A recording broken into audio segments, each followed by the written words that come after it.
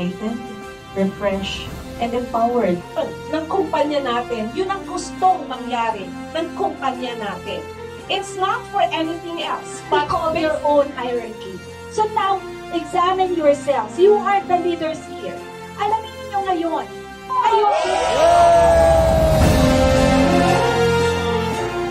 This activity professionalize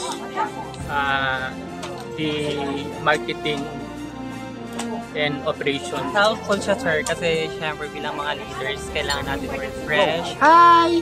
Of course, eto mga gathering na katulad nito, meeting, refreshing, is importante talaga for us leaders. The best leaders are here with us in INS.